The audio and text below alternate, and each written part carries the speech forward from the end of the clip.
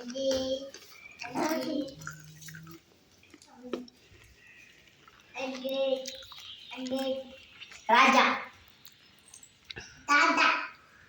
அம்மா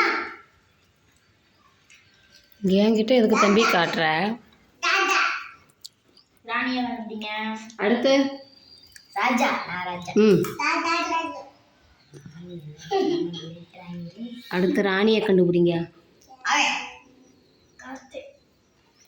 கரெக்டா?